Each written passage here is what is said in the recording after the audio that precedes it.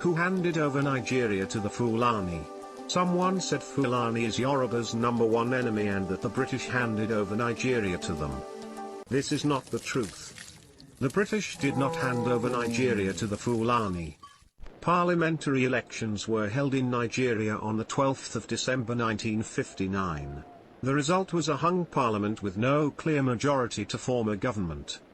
Zik's National Council of Nigeria and Cameroons, NCNC, came first with 2,594,577 votes to get 81 seats.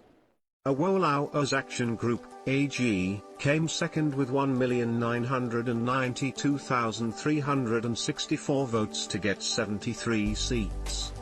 However, the Ahmadu Bello's Northern People's Congress, NPC, came a distant third with 1,922,179 votes to get 134 of the 312 seats in the House of Representatives despite getting less public votes.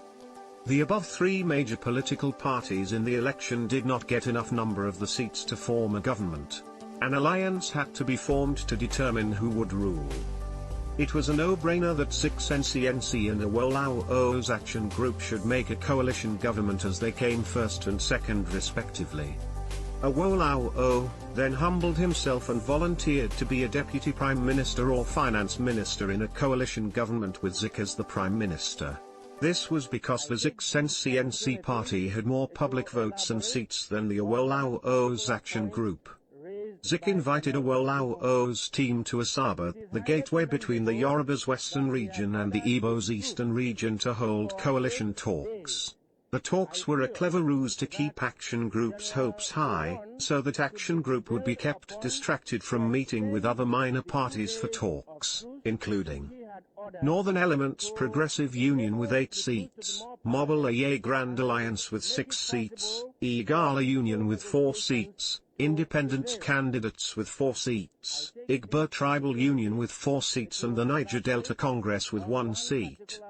Whilst the Action Group team was waiting in Asaba for a meeting with the NCNC, they read in the news that Zik and the NCNC had gone up north and clinched the deal with Ahmadu Bello on forming a coalition government with the NPC.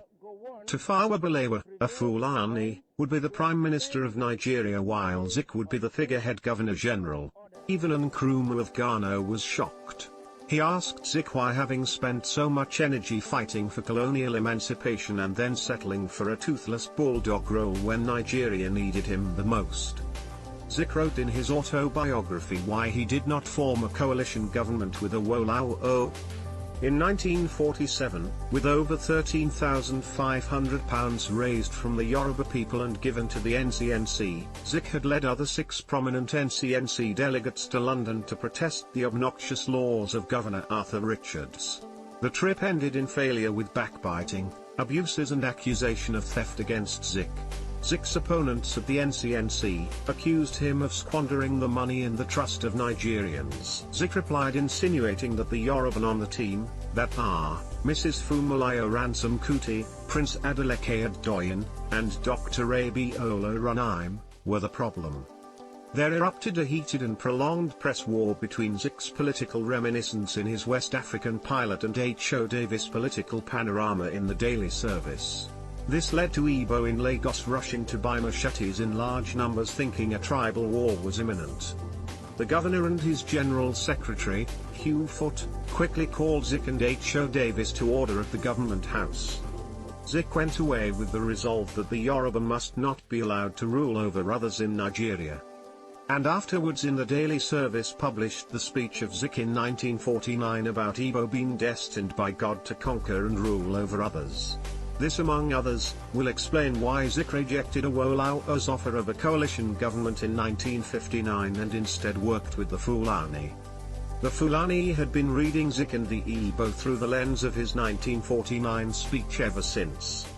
The Fulani way of neutralizing Zik when the opportunity came in 1959 was to offer him a powerless post, which surprisingly Zik and the NCNC dutifully accepted in place of being Nigeria's first prime minister.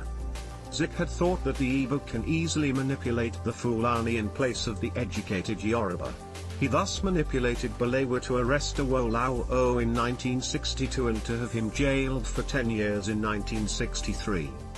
Zik also manipulated Balewa to remove from the western region the Edo, Urhobo, Itsekiri and western Ijaw that account for 70% of the oil wealth in Nigeria and created for them the Midwest region. Zik's hatred for the Yoruba gave the Fulani the impetus to rule over others in Nigeria. The Igbo coup plotters tried to undo Zik's mistake in 1966. And unfortunately, they killed other ethnic group leaders and left theirs, which resulted in the civil war. Britain did not really hand over Nigeria to the Fulani. Nigeria was given over to the Fulani by the Igbo. However, to hold on to power in Nigeria, the Fulani enlisted the backing of the self-serving career politicians in England. Not many Igbo, especially the young ones, know this narrative. I don't think the Yoruba, even their elders, remember this. Has the leopard changed its spots? No.